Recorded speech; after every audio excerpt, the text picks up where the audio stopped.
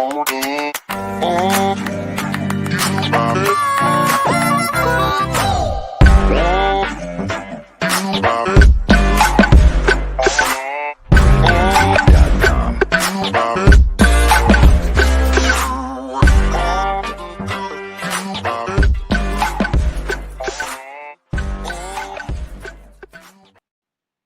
evening. I'm Mark Carven, Managing Director of the Midwest Minority Think Tank. Welcome to another episode of Brother to Brother Talk. And it is another eventful a day in America, in the life of Black America, in the life of all poor and oppressed people. It's also another day in the life of to educate all those who operate on the side of oppression. Also, it's another great day for those who are interested in an relationship, interdisciplinary, peaceful relationship, whereas people can occupy the resources provided by the Creator, occupy this land in a cohesive and harmonious enjoyment of what has been provided for us. In other words, let us have peace among us and let us work toward that. In order to do that, we have to get past all our problems and concerns and turn our energy toward resolution and solutions. I'm joined tonight by Ron Yates and also Charles Trailer. They will both be joining me later tonight. But I'd like to make an introductory statement about our topics for this evening. We're going to be dealing with criminal justice reform. But before we get into criminal justice reform, we have to look at some current events and see why we need criminal justice reform. We're not talking about dismantling law and order in the land. We're talking about criminal justice reform. And we're going to touch on some of those issues this evening from different perspectives. But also, we want to look at what is already invoked, especially for those who are geared toward the protests that are sweeping the nation. And we need to inform our brothers and sisters and those who would be leaders who are calling for these protests that we understand what we're asking our young people and all who will participate, what they're being confronted with. First of all, there were 3 people who are now facing life sentences in the federal system as a result of these protests. Let me say that again. 3 individuals who are now facing life sentences. 2 of those individuals were lawyers. They haven't been convicted yet. Let me explain this.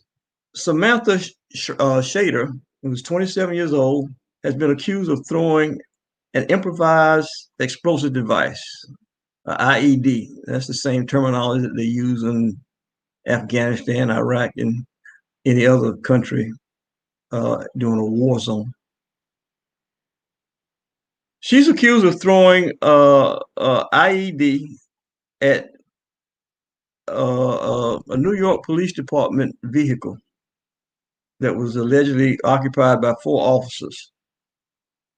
And then after they arrested her, she was accused of biting one or hitting one on the leg while she was being arrested. She's from the Catskills in New York. She was charged with throwing an IED at a vehicle.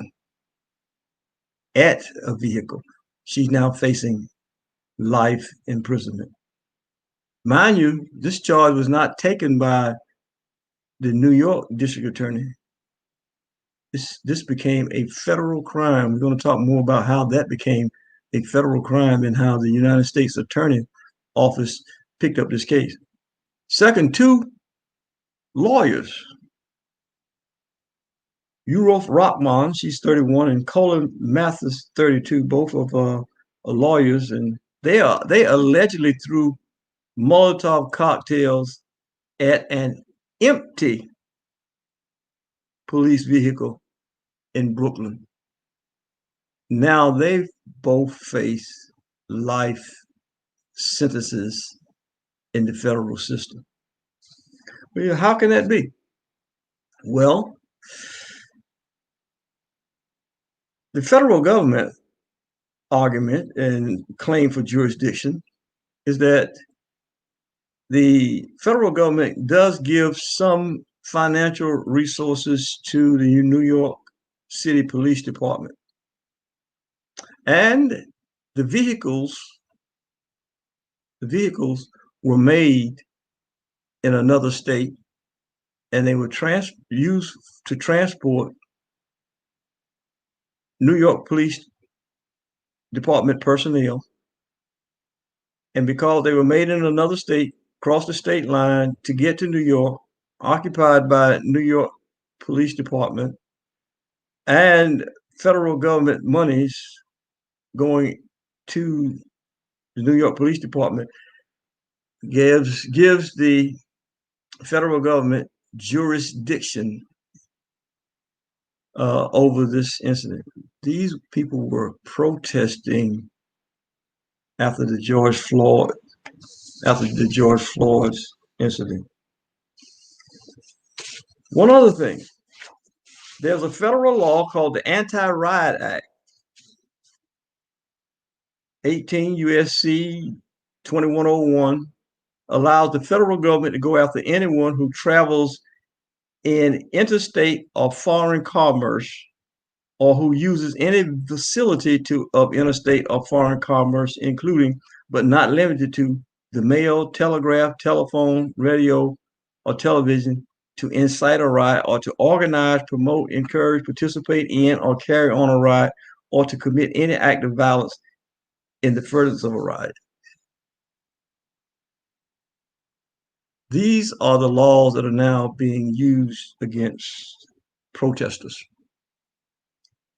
In addition, they can use it as call it a gang. If you participate with someone else who's throwing a Molotov cocktail or causes violence to or the destruction of someone's property, and they're calling Molotov cocktails now improvised explosive devices. And so when you hear the term that the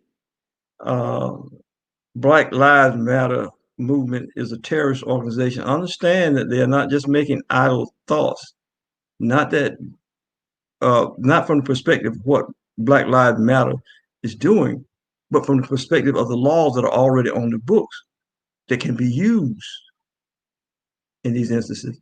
And if a person travels from one state to another state to participate in a protest,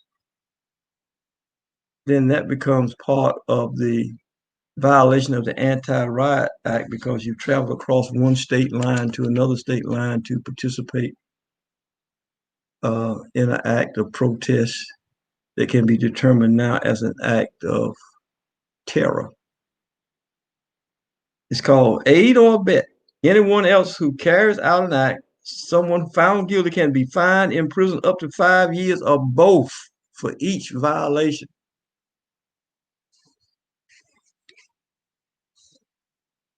We have to be aware of what the criminal justice system has on the books and what it can do. In the state of Pennsylvania, a judge set a bail of $1 million for a dozen people in protests. $1 million bail. The current Attorney General, William Barr's message was clear: aggressively go after demonstrators who cause violence. 300 arrests on federal crimes already. 300. This is not an isolated incident. 300. Now, I'm not advocating for the destruction of property. I'm not advocating for violence. I'm simply stating the laws that are on the books to prosecute people who are engaging in protests. So there's a lot that has to be done in order for us to have criminal justice reform. And where do we start? I'm going to take a break, and when I come back, I'm coming back with Ron Yates and also Charles Trailer, and we're going to get their opinion, their thoughts, and their insight on criminal justice reform. This is Brother to Brother Talk. We will take a break and we'll be right back. I'm Mark Carven, Managing Director of the Midwest Minority Think Tank. We'll be back with more solution-driven dialogue on Brother to Brother Talk. Beat.com.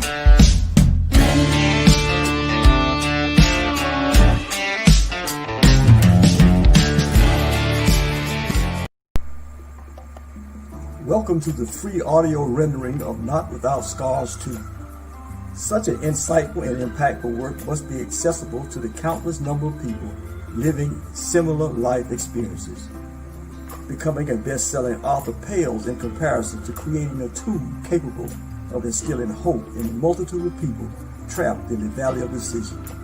My greatest profit comes in helping others emerge victorious over their life struggles. My goal is to encourage individuals to follow their dream. My message: you must never quit on your faith, pursuing your aspiration or vision. Please subscribe to my YouTube channel. Take a moment, invite your family, friends, and acquaintances and enemies to listen to this work chapter by chapter. It is free to listen as well as free to subscribe.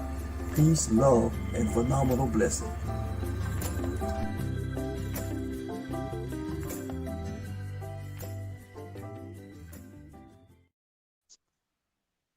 Welcome back to Brother Talk, and welcome in to Ron and Charles. How are you gentlemen this evening? I'm well. Doing great. Doing great, Mark. How about yourself? It is a wonderful to be alive, and I'm doing great. I'm doing great, and I'm concerned.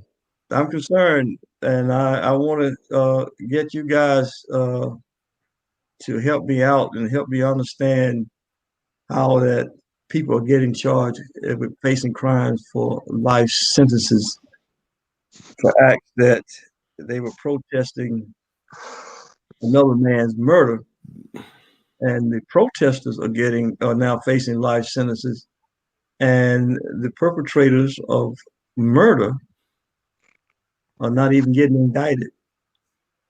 So we need criminal justice reform. I'm going to start with you, Ron. Help me to understand and help the people to understand what is going on with the U.S. Attorney's Office intervening. Well, as a pastor, Mark, you would know that there's a scripture in the Old Testament that said there is nothing new under the sun. It has all been done before. And these laws that have been on the books, they also are not new. You know, the black laws prevented Black people from congregating in large numbers. There were a number of laws on the books that restricted us from protesting, from marching, from even communicating amongst ourselves, from holding any sort of political activity. So this has just been revamped, and the idea is to suppress dissent. The current administration does not like to look out the window and see people in Lafayette Park, despite the fact that they're peaceful, and the Constitution, the First Amendment of the Constitution, guarantees them the right to peacefully assemble and to protest.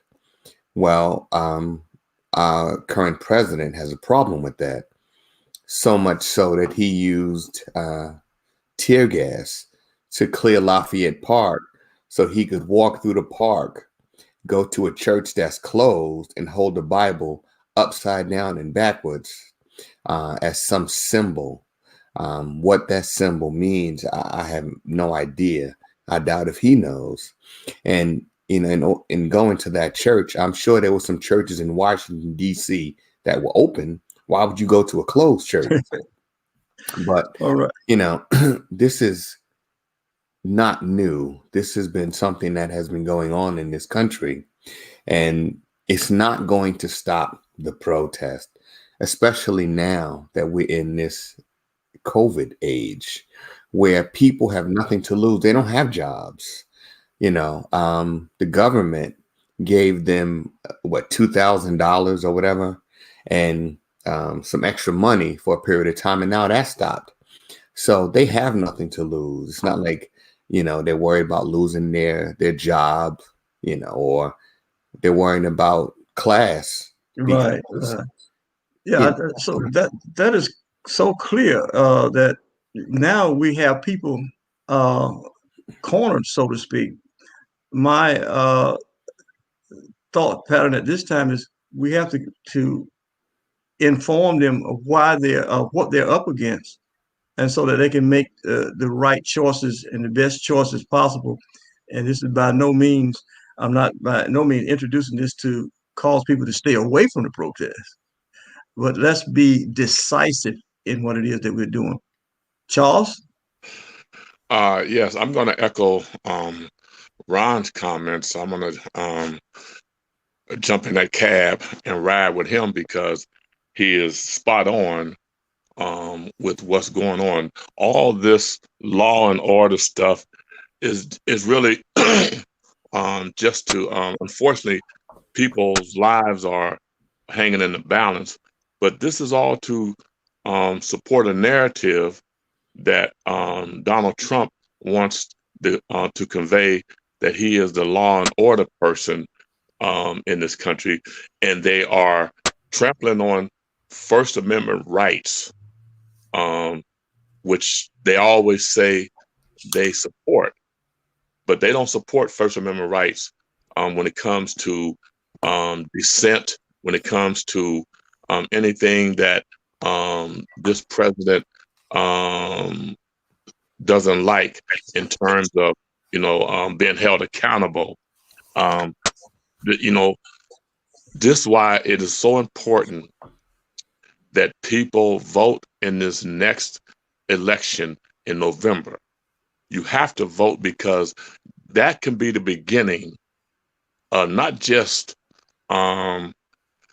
criminal justice reform, but reforming, this country back to a civil society and away from authoritarian rule, and to bring it back to something that resembles a democracy, because William Barr and Donald Trump and those other folks, they do not like the rule of law, and they want to be the rule of law. And so now here's my point, and I want to direct this to both Ron and yourself, Charles. As we know where people stand and what we're facing in this country, and the broad stroke is to say criminal justice reform. Now, how do we move, and in what area do we target first in terms of achieving the broader picture in which we're pursuing? Well, Ron. Well, when you talk about criminal justice reform, there are just so many facets to criminal justice reform. It's interesting that we use the term reform because we haven't reformed anyone in a long time in this country. The idea is to keep you incarcerated because, there are so many private prisons nowadays. And it's just like in the years after slavery, when you would take a black man or a group of black men, say that they are vagrants, incarcerate them for inordinately long sentences and put them to work to make money. Well, the same thing is happening now, except it is Fortune 500 companies that are using these or utilizing these inmates. And nowadays, for people who are leaving the system, and I just had a young man on my show on Tuesday who talked about his experiences in the system. He did almost 26 years. And the problem is when you come out, in many locales, you've been stripped of almost all of your rights. I mean, you can't vote. It is so difficult to find employment. How am I going to reform myself if I can't get a job, if I can't provide for, a wife, for children, if I can't afford to keep a roof over my head? So it's cyclical. You come out of jail, you find that your employment opportunities are nearly zero, and you find yourself gravitating back to a life of crime, and you're back in the system. The rate of recidivism is probably greater than 50%, because when you come out, there's nothing here for you. I mean, we don't have the jobs. There's 30 million people out of work, due to the COVID crisis and to just poor management by the government in terms of our labor resources. We used to produce steel here. We used to have cars rolling off the assembly line in Detroit in record numbers, and now the engines are made in Mexico and the seats are made in Canada. So we've lost that manufacturing base. So when years ago, if you came home from prison, you can get a job in a factory. Well, the factories have closed up. So it's a vicious cycle for these young men and women who are No caught doubt about that. when they No try doubt to get about that. out. No doubt about that. Charles, Yeah. Well, one of the things when I think about criminal justice reform, I think about the um, unequal distribution of justice in the court system with the sentencing. You could have a black person that's charged with the same crime as a Caucasian, and yet the courts will come up with a different sentence for the black man as opposed to the Caucasian. And so sentencing, reform has to happen. But you can come up with a great criminal justice reform package, but you can't legislate attitudes. And that's the wild card in any prison reform. It is etched and embedded in the psychic of Caucasians that a black man is seen as a criminal first, and it is embedded and etched in the black man's mind that I'm a target first. And so the attitudes you know have to be reformed as well. I don't know how you do that. well, uh, that was my question. That was going to be my question. What steps, and this is I'll hear from both of you. What step do you propose? Let me rephrase it this way. What is first, and then what steps do we take uh, to move toward that first objective? well, the first thing is to look at what are the inequities in the criminal justice system, so you can get a good picture of where you need to focus your efforts on reform. Ron? I think my belief is somewhat radical in the sense that I don't think that we will ever get justice from the system. The system was never designed to give us justice. In fact, this system was not designed for black, brown, or poor people, for that matter. This system was designed so that the rich would remain free no matter what crime they committed. Rarely do you see wealthy people, going to jail, being incarcerated. Case in point, you're out in Ohio. I think there's a woman in Ohio that was sentenced to 6 years for using an address that was not her own to register her child in a better school district. Yep. Well, the two parents of these, was it Lori Loughlin and her husband, Massimo, whatever his last name is, they're getting 2 months and 5 months respectively for committing a worse offense.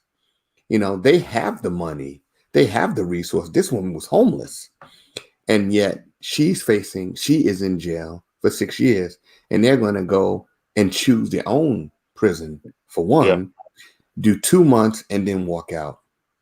Yeah. So I think that for Black people in this country, we have to explore the possibility of creating our own system, separating from the European system that is designed to fail us and has failed us every time. And no matter what approach we use to appeal to them, there is no appealing.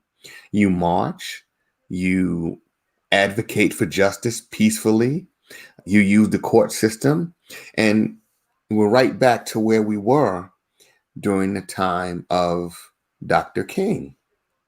You know, Dr. King said that this country, America, has to live out its creed that all men are created equal.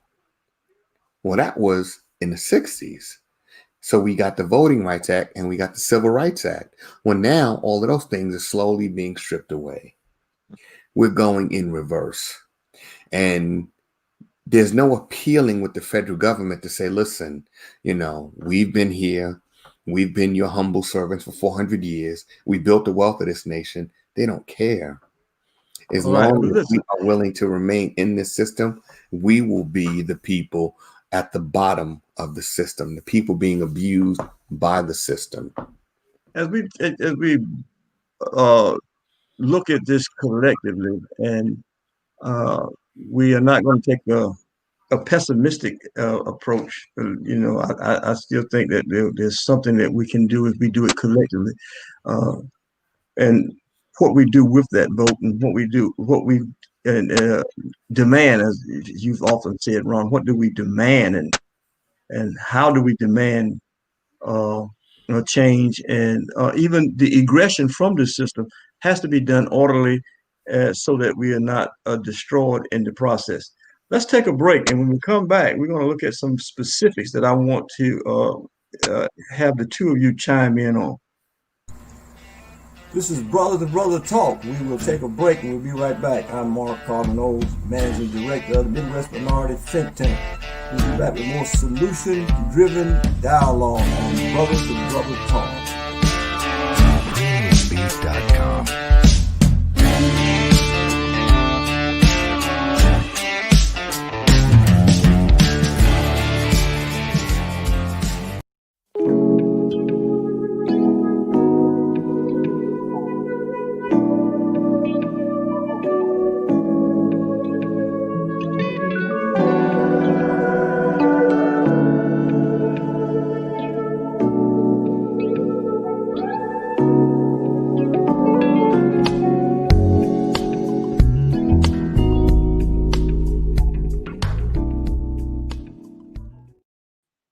Welcome back to Brother Talk. I'm Mark Oles, your host. Mark Carven Oles, your host, the Managing Director of the Midwest Minority Think Tank Foundation. To date, 94 U.S. attorneys, 94 have filed charges alleging crimes ranging from attempted murder, assaulting law enforcement officers, arson, burglary of a federally licensed firearm dealer, damaging federal property, malicious destruction of property using fire or explosive, felon in the possession of a firearm and ammunition, unlawful possession of a destructive device, inciting a riot, felony civil disorder, and others. Violent opportunities have exploited these demonstrations in various ways. Yes, that's true. And the people who are in line protesting to bring about change, wanting to see a peaceful transition, finding themselves facing these opposition, and now we have the full force of the federal government coming down on those who want justice. And so we are talking about criminal justice reform. I've set forth five topics here, and I'm going to have with me Ron Yates and Charles Traylor. We're talking about the felony conviction detriment. What happens after you get a felony?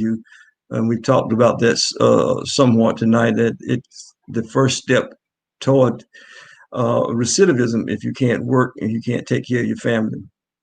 And then if you apply for the job, and there's the background check. and it can follow you for as long as you live. Some states are making revisions, say 7 years or 5 years, but ultimately the internet has your record, and there's still the background check. Third, there's the effort to make you persona non grata status.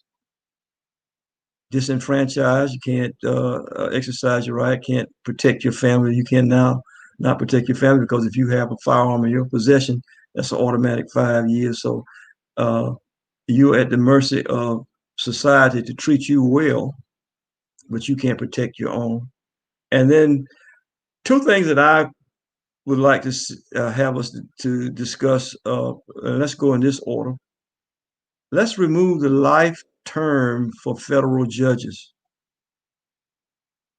Federal judges, once they are named to the bench, whatever, and we've talked about this, whatever attitude they bring to the bench, at 50 years old, 40 years old, they're there until they die. And they may have that same attitude for the next 40 or 50 years. So they can paralyze or polarize a generation by the time that they sit on the bench and set things in practice that may take 2 generations to unwind. I think that we need to remove the life term from federal judges, maybe 6 years. I don't know what that number would be. And then term limits for local and state judges. My panel with me tonight, Ron Yates and Charles Traylor. Where do we begin with the removal of life terms for federal judges? Let's start with the federal judges. Well, I agree that federal judges and no judge should have a life term. It used to be that the reason they was given life terms is to take the politics out of, the court system, the federal court system. Well, the judges that are appointed to these life terms are political animals. And so the whole idea of appointing them to for life terms to insulate them from politics, it doesn't stand a whole water. So I agree. Federal judges should have no more than a 4 to 6 year term, and they should have to run at the local level. There are term limits. I know in Ohio, they do have term limits, for judges in Ohio. And for some reason, this society wants you to believe that judge races are nonpartisan. Nothing could be further from the truth when you have Democratic judges and you have Republican judges. They identify as Democrat and Republican, but their campaign literature doesn't allow them to establish, their political affiliation. But when they get on the bench, their political affiliation comes through very loud and clear in decisions, that they render. But I'm like Ron. I don't think, that we as a people, Black people, I don't think that we have the collective will to use our collective power to bring about a dismantling of the criminal justice system Well, of addressing these issues. that's our premise here, that we got to bring optimism to our dialogue so that we can take away that lethargic and that pessimistic attitude and give people hope. And how do we do that? How do we give them hope? We've been beat down enough.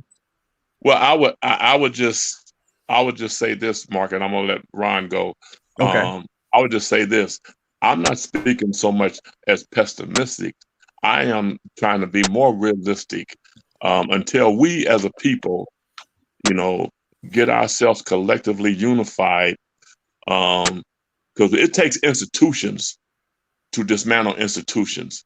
And right now, we don't have an institution to go up against the institution of the criminal justice system, of systemic racism.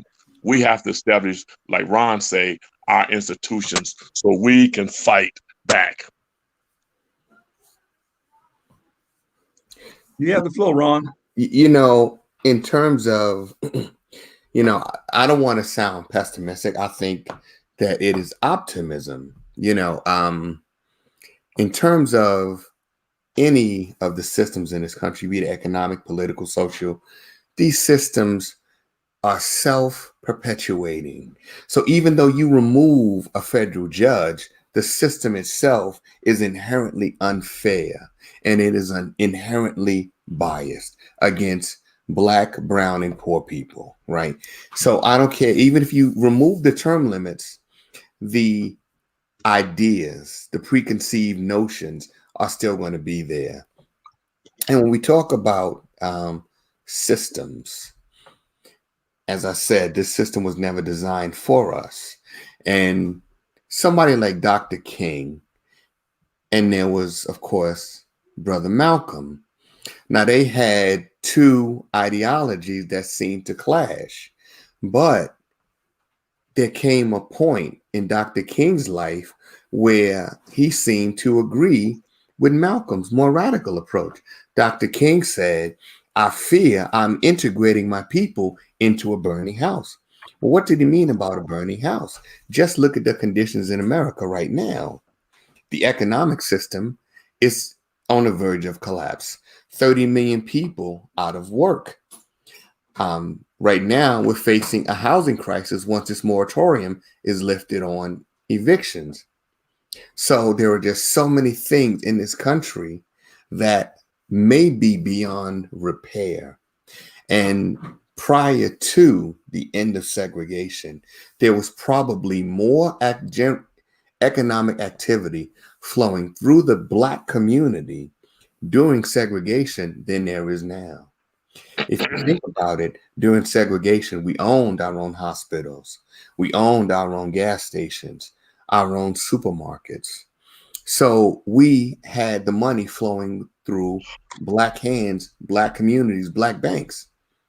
Nowadays, or after they said that segregation was no longer legal, we turned our back on all of our businesses.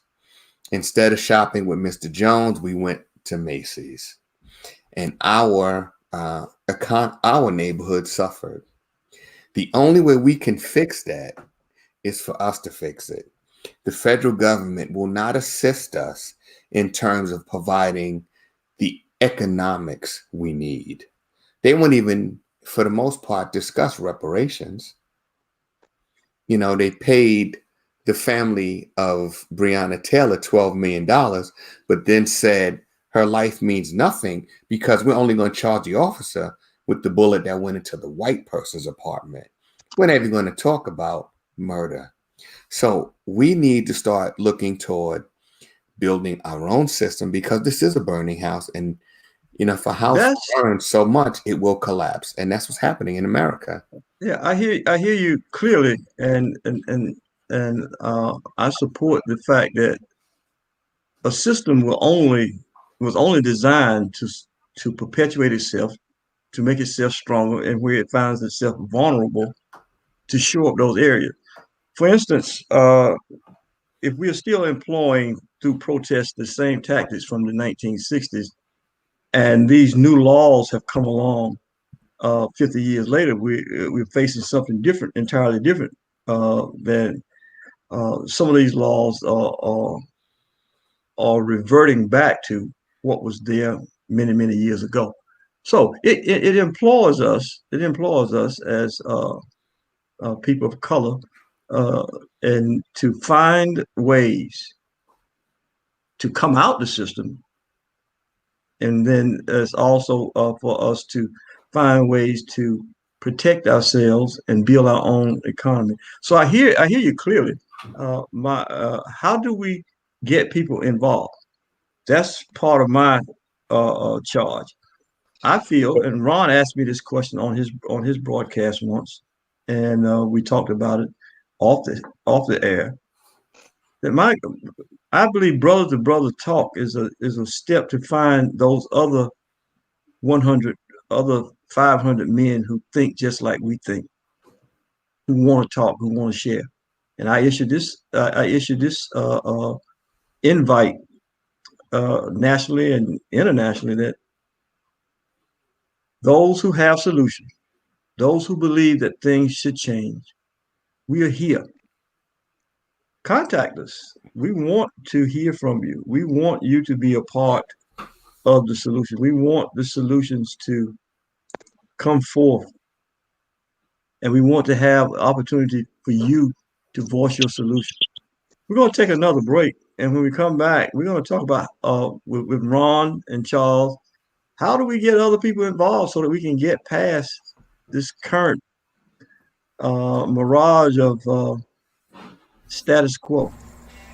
This is Brother to Brother Talk. We will take a break and we'll be right back. I'm Mark Carven, Managing Director of the Midwest Minority Think Tank. We'll be back with more solution-driven dialogue on Brother to Brother Talk. PremiumBeef.com.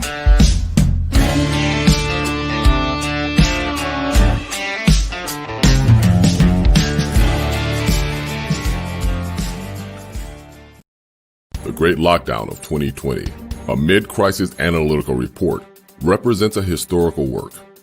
The people provide indicators to their needs and roles in building and establishing the new norm.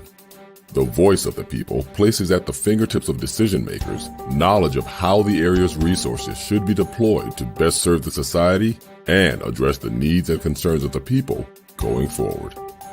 This study serves as a guide to where key research should be directed and sets the course to engage resources during crises by future social theoreticians.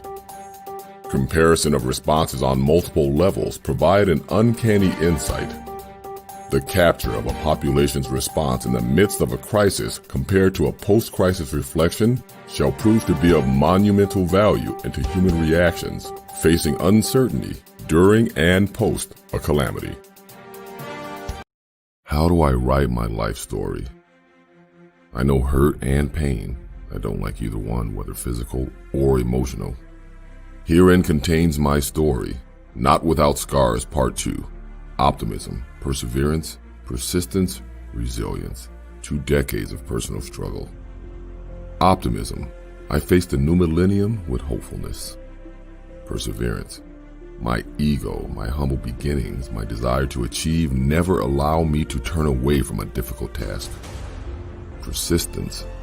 Opposition should be anticipated as an effective strategy to victory surfaces. Resilience. Difficulties do not automatically spell termination. Scars reveal my imperfection as reminders of past episodes of pain, sorrow, or triumph. Scars can tell beautiful story endings or relay misery that wishes to remain anonymous. This work is meant to help others who have experienced decades of struggle. When struggles appear to never end, you must get through the night and face the challenge of a new dawn with fresh hope. Welcome back to Brother to Brother Talk. I'm Mark Carven, Managing Director of the Midwest Minority Think Tank.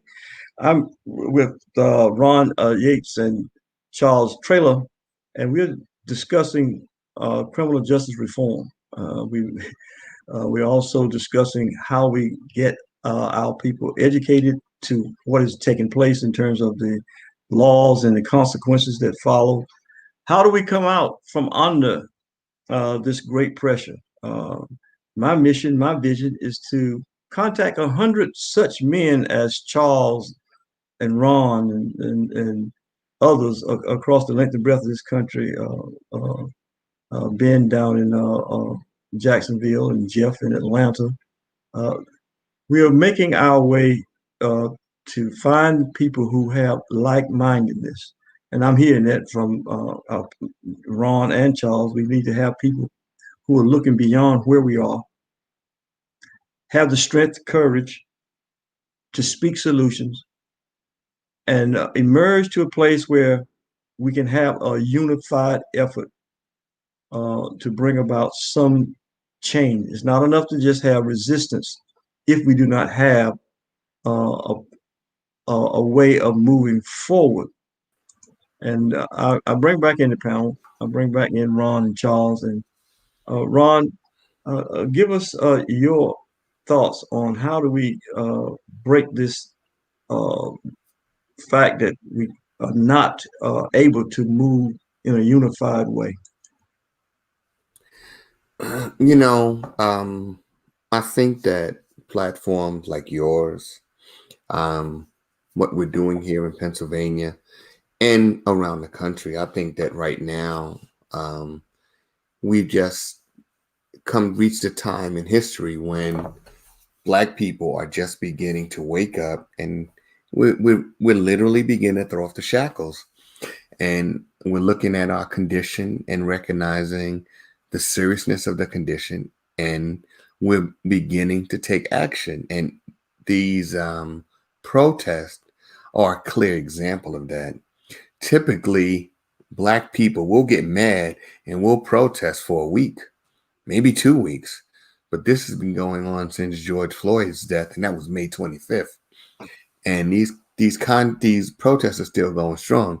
So that's an indication that, people are waking up, looking at the situation, looking at the conditions, and making a serious effort to do something about it. Now, what we're going to have to do, those of us that have platforms like this, are going to have to reach out to our brothers and sisters in this country, in other countries, and let them know that what we're doing locally, and that we need their assistance, because I think it was John Henry Clark that said, for Black people, those that, built the pyramids of Egypt and other civilizations in Africa, he said that we got ourselves together, then we took our show on the road. And we began to civilize and teach other people. So that's what we need to do. We need to get ourselves together economically, socially. I wouldn't be too concerned about politics, but economically, socially. And we need We're to. having a little trouble with technical problem with both Ron and Charles. And I see that we'll try this again. Are you with us, Ron? Yeah, I'm here. Okay. Yeah, you're back. You were speaking about Clark's statement. That's the last we heard from you. Yeah, Professor John Henry Clark said that, and he referring to like the builders of the pyramids in Egypt. He said that we, meaning Black people, we got ourselves together, then we took our show on the road. So once we got ourselves together, we went around into places like Europe and taught Europeans and taught Asians and others, what we learned and discovered in Africa. And we need to do the same thing here. We need to build ourselves economically. We need to build ourselves socially. And we need to do some internal building because, we have so much self-hatred, so much shame associated with being Black men and women. So we need to throw off those shackles and come together as a people. And then we can take our show on the road again, because in this country, as I said, this system, this self-perpetuating system is basically run its course. How much more weight can this system stand before it buckles in on itself? And that's where we're headed. Charles? Yes, we have to also reach these young people. Like Ron said, there's a fire that's burning, in the belly of a lot of young people across this country, which is why these protests have been going on since May. As Ron stated, we have our anger has a shelf life, and our enemy knows that it has a shelf life of about a week or two. Mm-hmm. But this is different, and we need to reach those young people and educate them into the importance of why it is so important, for them to take that baton, and pass it on, to them, because they are the ones that's going to fuel, this next journey, that we are on, as a people.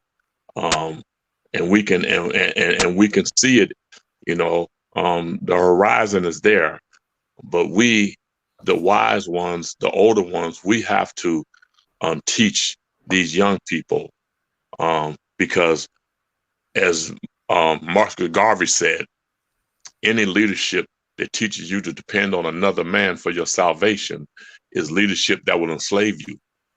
So we have to also be honest, Ron and Mark, that post-traumatic slave disorder is real, and it really happened, and it really manifests itself in the way that we conduct ourselves. We have to get selfish and just think about Black people, and forget about worrying about somebody else, because everybody else get themselves together off of our movements, and we're the ones that still, trying to get it together. We've been in this protracted struggle for far too long, and it's time for us to really live out that phrase, each one teach one. Well, absolutely. The time has come for us to unite, and I think that what we're doing here is presenting different approaches, and there's some other approaches out there that we haven't heard from. That's why men like you and myself have avenues to reach other people, but we must let them know that we are waiting for them. We want them to join us. This is what leadership does. Leadership does not say that there is one way. The leadership says that we have one goal, and we're going to invite everybody in to participate in this march, and I'm not talking about a protest. I'm talking about a march toward the outcome that we are seeking. And I respect you gentlemen immensely, and I think that we're on to the initial phase of reaching out and building an intergenerational movement, because the young people, yes, they will take the baton and move with it, but they need sage wisdom as well. We need to be able to understand one another, and that this is not just a old school movement or a new school movement. This is a elevation movement for an entire people, and we start by finding others who are of like-mindedness, who have the same desire to see people elevated. We're going to take a quick break, and then I'm going to give you guys your 2.5-minute wrap up. Give you a chance to get your thoughts together when we come back for your 2.5-minute wrap up, so we can continue with Brother to Brother Talk. This is Brother to Brother Talk. We will take a break and we'll be right back. I'm Mark Carven, Managing Director of the Midwest Minority Think Tank. We'll be back with more solution-driven dialogue on Brother to Brother Talk. PremiumBeef.com.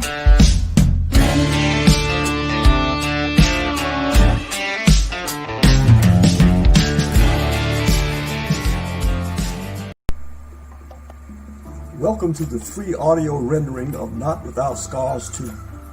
Such an insightful and impactful work must be accessible to the countless number of people living similar life experiences. Becoming a best-selling author pales in comparison to creating a tool capable of instilling hope in a multitude of people trapped in the valley of decision. My greatest profit comes in helping others emerge victorious over their life struggle. My goal is to encourage individuals to follow their dream. My message: you must never quit on your faith, pursuing your aspiration or vision. Please subscribe to my YouTube channel. Take a moment, invite your family, friends, and acquaintances, and enemies to listen to this work chapter by chapter. It is free to listen as well as free to subscribe. Peace, love, and phenomenal blessing.